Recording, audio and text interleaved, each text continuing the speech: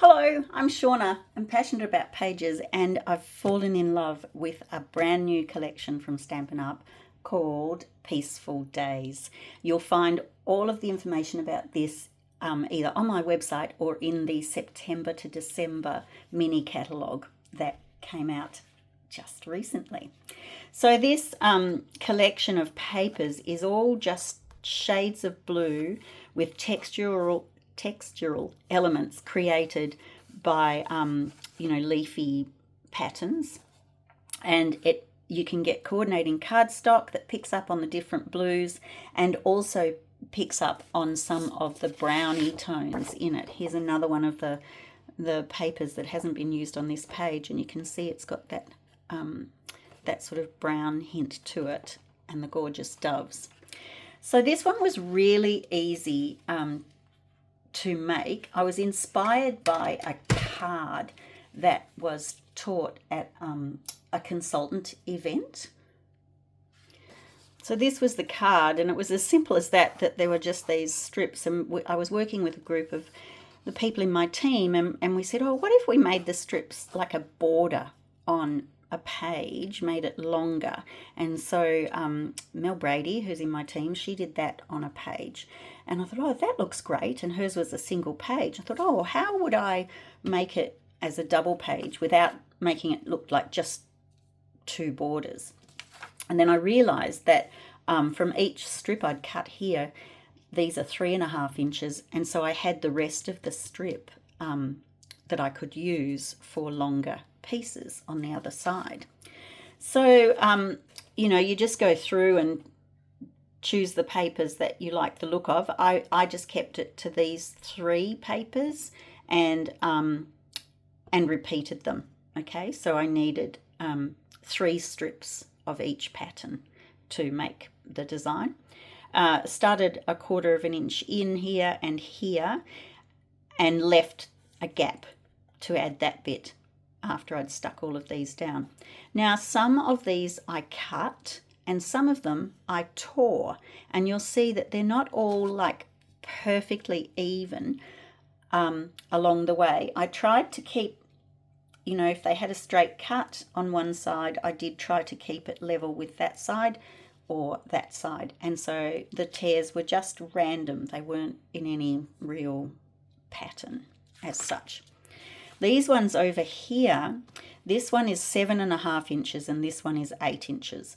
So 8 was the longest I went with, and again, some I tore and some I cut, and you'll just end up with a 1/2 inch or an inch scrap from each strip.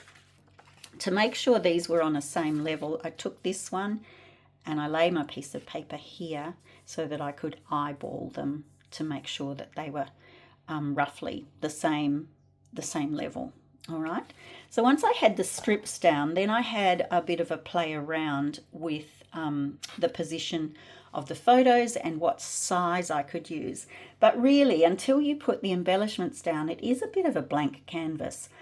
So I've decided on 2 landscape photos, large, 3 square ones, and then 2 small portrait ones.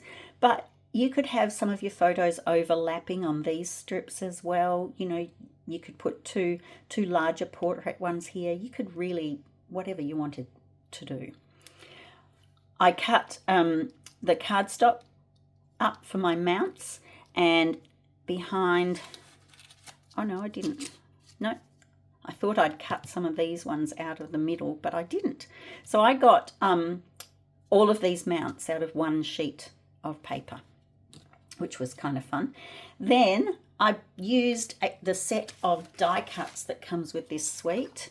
There's a piece on earth dies. There's another set of dies called Peaceful Days, but I don't have those ones, I don't think. And so this has got that gorgeous sprig in it. So I cut 8 of those out of white cardstock and gently coloured half of them with a blending brush so that there'd be one coloured and one white along the way. Okay. Prepped those, had some linen twine, and then pulled in the stamp set, and there's this gorgeous stamp in there that produces these little tags, toppers. So cut those in a couple of, stamped and cut those. There's no die to match these, so I fussy cut them, but they were really easy to fussy cut. The next thing that I did was I used this large die over here to fill that space, and I was going to put just a rectangle of the same coloured cardstock over here.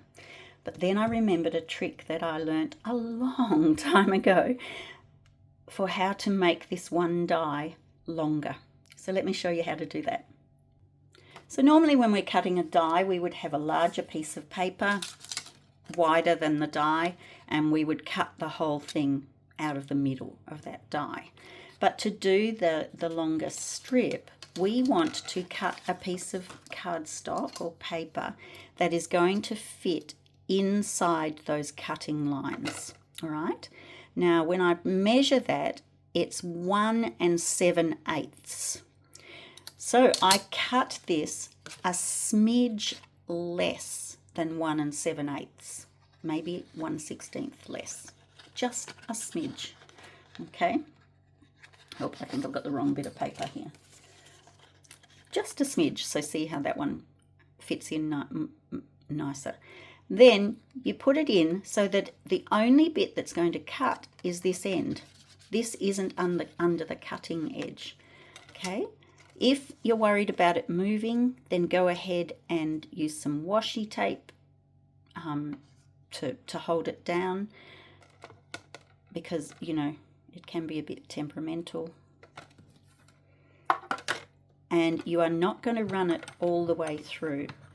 You just run it part of the way. When it stops crackling, or you know that you're far enough, then reverse it out.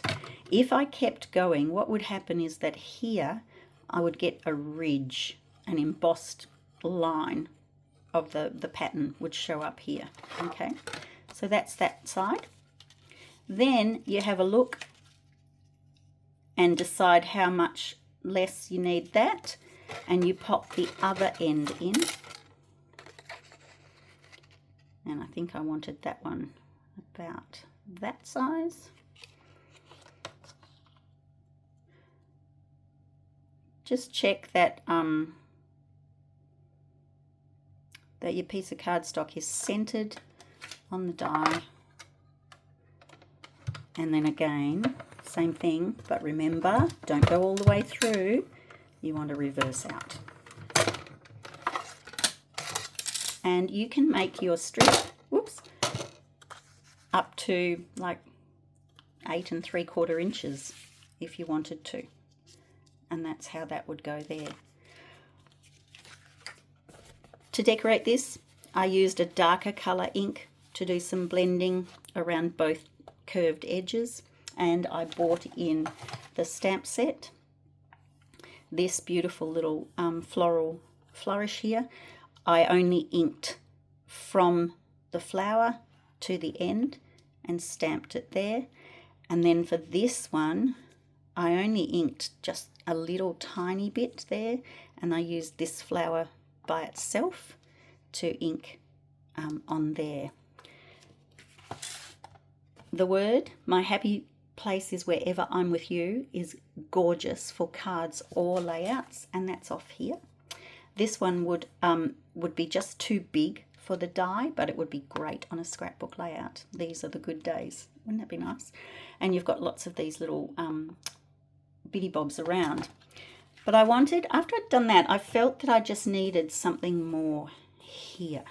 And so I have stenciled these little stars on here, and I made my own stencil. One of the dies that comes with this set is those little pieces, and it cuts the 3 little stars separately, which are great. They'd look really pretty cut out and glued down, but I really couldn't be bothered. So I cut that out of a piece of paper, and here it is. Okay, so I've just put that on there. I might have, I'd probably make it a bit wider, because as you're stenciling with your brush, you just want to make sure you don't put ink out here. But all I did then was, must have flipped it this way, positioned it where I wanted to, and added just a little bit of ink, and then I took it down to somewhere else and I just moved around and added those in lots of different places.